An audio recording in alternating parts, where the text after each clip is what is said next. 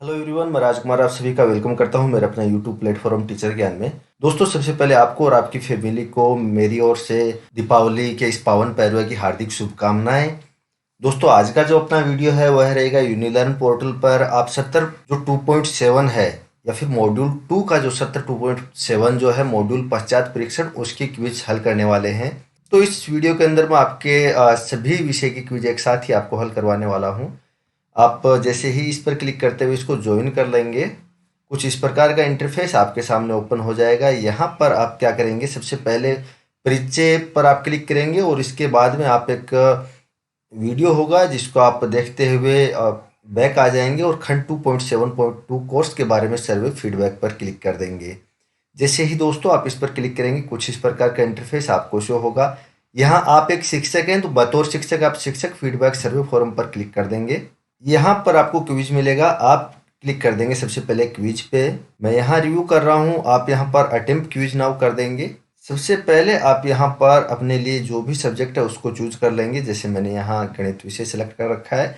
इसके बाद question number 2 है, सर्वे फॉर्म में हर एक सवाल के लिए उत्तरों के 4 विकल्प दिए गए, ए बी सी और डी। इनमें से हर एक का मतलब यहाँ पर आपको दिया गया है, ए बी सी डी क्या है। इसके बाद में आपको क्वेश्चन दिया गया है, क्या कोर्स के सभी सत्रों में एनसीईआरटी की पुस्तकों से जुड़ाव था, तो इसके लिए रहेगा बी। इसके बाद में नेक्स्ट क्वेश्चन रहेगा, क्या विभिन्न सत्रों में अभ्यासों के लिए दिए गए निर्देश स्पष्ट थे, इसका आंसर भी रहेगा बी।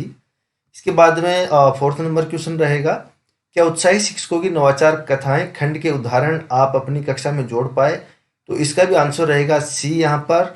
इसके बाद में क्या सिद्धांत की बातें इस खंड में पूछे गए सवालों के जवाब कक्षा के उदाहरणों से जोड़कर दिए जा सकते हैं, आंसर रहेगा सी। नेक्स्ट क्वेश्चन यहाँ रहेगा, क्या सभी सत्रों में असाइनमेंट खंड में अपनी कक्षा में लागू किए जा सकते हैं, आंसर रहेगा बी। इसके बाद में नेक्स्ट क्वेश्चन रहेगा, क्या समझ विस्तार खंड में अन्य शिक्षक साथियों से चर्चा हेतु मुद्दों की पहचान कर पाए, राइट आंसर सी।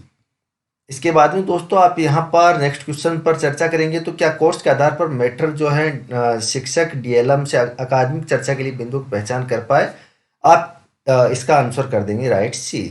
इसके बाद में आप इसको सबमिट ऑल करते हुए फिनिश रिव्यू कर देंगे। मैं डायरेक्ट फिनिश रिव्यू यहाँ कर देता हूँ और आ जाएंगे दोस्तों बैक।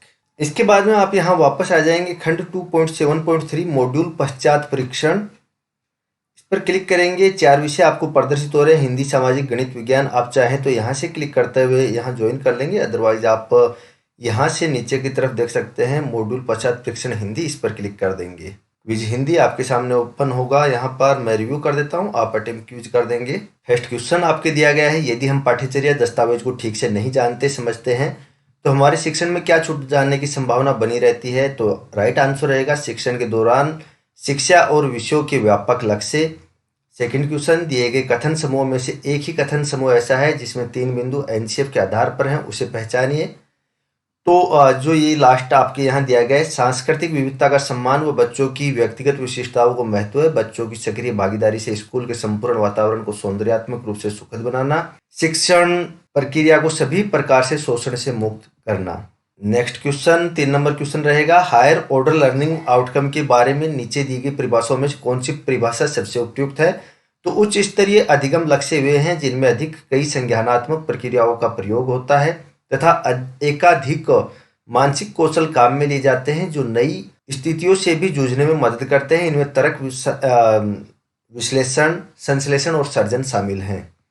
नेक्स्ट क्वेश्चन रहेगा आपका, नीचे दिए गए लर्निंग आउटकम में से कौन सा एक आउटकम उच्च मानसिक स्तरीय नहीं है, व्याकरणीय शुद्धता के साथ किताब में दिए गए लेख का कॉपी में सुंदर लेखन करते हैं, ये इसके अनुरूप नहीं है। नेक्स्ट क्वेश्चन 5 नंबर आपका रहेगा, नीचे आउटकम की सूची दी गई है, उच्च प्राथमिकता वाले आउटकम के आगे आपको 2 अंकित करना है, कम प्राथमिकता वाले के आगे 1 अंकित करना है। तो इसके आधार पर पाठ्यपुस्तक को पढ़कर उसके बारे में अपना मत देना 2 नंबर, क्योंकि अधिक आवश्यकता वाला है। कम आवश्यकता वाला, पाठ्यपुस्तक को पढ़कर उसके बारे में सवाल पूछना, पाठ्यपुस्तक का सविस्तर पठन करना अधिक आवश्यकता वाला, और पठित सामग्री से संबंधित क्या और कहाँ वाले सवालों का उत्तर देना 1 नंबर यहाँ रहेगा, क्योंकि इसकी प्राथमिकता कम रहेगी। नेक्स्ट क्वेश्चन आपका यहाँ पर रहेगा, एनसीईआरटी की पाठ्यपुस्तकों में विविध पाठों के अंत में दिए गए अभ्यास प्रश्न उच्च मानसिक स्तरीय लर्निंग आउटकम के आकलन के लिए उपयोगी हैं। नीचे दिए गए अभ्यास के प्रकारों में से किस प्रकार के अभ्यास उच्च मानसिक स्तरीय लर्निंग आउटकम के आकलन के लिए उपयोगी हैं? तो आंसर यहाँ रहेगा पाठ के आगे, कविता से आगे, कहानी से आगे, लेख या निबंध से आगे, नाटक के आगे, दोहो से आगे। नेक्स्ट क्वेश्चन या फिर इस क्विज का सेकंड लास्ट क्वेश्चन आपके साथ चर्चा करूं तो बच्चों के संदर्भ के साथ पाठ्यक्रम शिक्षण योजना को जोड़ने के लिए शिक्षक द्वारा उठाए जाने वाले चरणों का सही क्रम कौन सा है? तो बच्चे की पारिवारिक ज्ञान पूंजी के बारे में जानकारी जुटाना, लर्निंग आउटकम शिक्षण उद्देश्यों से संबंध खोजना, बच्चों के अनुभव और स्थानीय सामग्री के उपयोग के तरीके तय करना। और लास्ट क्वेश्चन इस क्विज का रहेगा दोस्तों, पाठ्यचर्या में 4 प्रकार के लक्ष्य होते हैं: कौशल, जानकारी, अवधारणाएं और अभिव्यक्तियां। सीखा जो है इसके बाद में सबसे अधिक उपयुक्त कौन सा लगता है यहाँ पर? तो ये रहेगा, इंसान भी कई प्रकार के कई बार अजनबी माना जाता है और कई जगह और शहर भी। क्या तुम्हारी मुलाकात ऐसे किसी अजनबी से हुई है? नए स्कूल का पहला अनुभव वैसा था, क्या उसे भी अजनबी कहोगे? अगर हाँ तो अजनबीपन दूर कैसे हुआ, इस पर सोचकर कुछ आपको लिखना है। आप यहाँ पर इसको सबमिट कर देंगे, मैं इसको फिनिश रिव्यू यहाँ कर देता हूँ। इसके बाद यदि आप है सामाजिक विषय से, तो मैं यहाँ पर आपको सामाजिक विषय से बता देता हूँ। सामाजिक विज्ञान पर आप क्लिक कर देंगे। सामाजिक विज्ञान की यहाँ क्विज आपके सामने दोस्तों रहेगी, वही 8 क्वेश्चन आपके सामने यहाँ दिए गए हैं। इसके अंदर भी सबसे पहले, पाठ्यचर्या दस्तावेज को ठीक से नहीं जानते समझते क्या छूट जाने की संभावना रहती है? तो शिक्षण के दौरान शिक्षा और विषयों के व्यापक लक्ष्य छूटने की संभावना रहती है। सेकंड क्वेश्चन आपका है, नीचे दिए गए कथनों में से एक कथन समूह ऐसा है जो एनसीएफ के आधार पर है, उसे पहचानिए। तो सांस्कृतिक विविधता का सम्मान और बच्चों की व्यक्तिगत विशिष्टताओं को महत्व है। बच्चों की सक्रिय भागीदारी से स्कूल के संपूर्ण वातावरण को सौंदर्यात्मक रूप से सुखद बनाना। शिक्षण प्रक्रिया को सभी प्रकार से शोषण से मुक्त करना।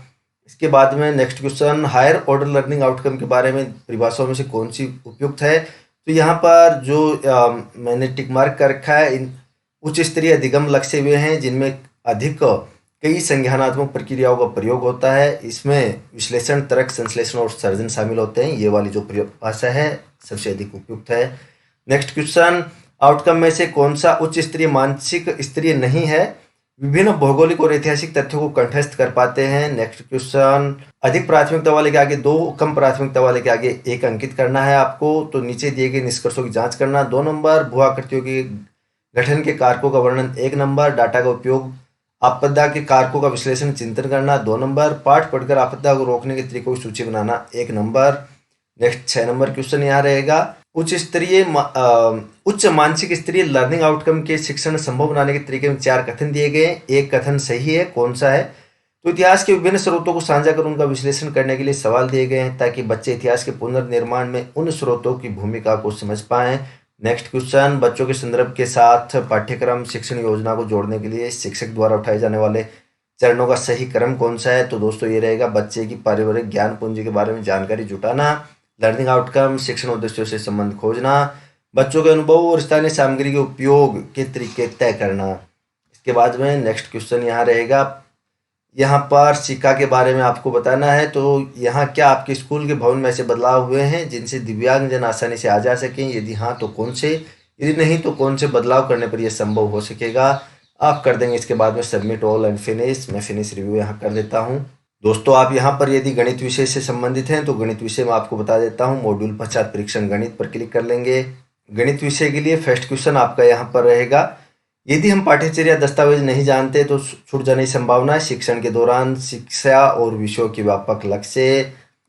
नेक्स्ट क्वेश्चन यहाँ पर रहेगा, एनसीआ 2005 के आधार पर कौन सा सही है? तो रहेगा, सांस्कृतिक विविधता का सम्मान व बच्चों की व्यक्तिगत विशिष्टताओं को महत्व है। बच्चों की सक्रिय भागीदारी से स्कूल के संपूर्ण वातावरण को सौंदर्यात्मक रूप से सुखद बनाना, शिक्षण प्रक्रिया के सभी प्रकार से शोषण से मुक्त करना। नेक्स्ट क्वेश्चन दोस्तों यहाँ पर रहेगा, हायर ऑर्डर लर्निंग की यहाँ आपको परिभाषाएं दी गई हैं, कौन सी सबसे अधिक जो है इसके लिए उपयुक्त है? तो उच्च स्तरीय अधिगम लक्ष्य वे हैं जिनमें अधिक संज्ञानात्मक प्रक्रियाओं का उपयोग होता है। इनमें विश्लेषण, तर्क, संश्लेषण और सर्जन शामिल हैं। ये यहाँ पर राइट रहेगी। इसके बाद नेक्स्ट क्वेश्चन रहेगा, कौन सा एक आउटकम उच्च मानसिक स्तरीय नहीं है? तो ज्यामिति से जुड़े सूत्रों को याद करते हैं और पूछने पर उन्हें दोहराते हैं। नेक्स्ट क्वेश्चन रहेगा, यहाँ पर अधिक प्राथमिकता वाले के आगे 2, कम प्राथमिकता वाले के आगे 1 आपको अंकित करना है। तो पूर्णांकों के जोड़ और घटा से संबंधित समस्याओं को हल करते हैं 1 नंबर। दैनिक जीवन की समस्या को सरल समीकरण के रूप में प्रदर्शित करते हैं, हल करते हैं 2 नंबर। दंड आलेख के आंकड़ों की व्याख्या करते हैं 2 नंबर। और बीजीय व्यंजकों का योग और अंतर ज्ञात करते हैं 1 नंबर। नेक्स्ट क्वेश्चन यहाँ पर 4 कथन आपको दिए गए हैं, कौन सा एक सही है? छात्रों को सोचिए, चर्चा कीजिए, लिखिए। भाग द्वारा अवधारणाओं का एक उन्नत परिप्रेक्ष्य दिया गया है।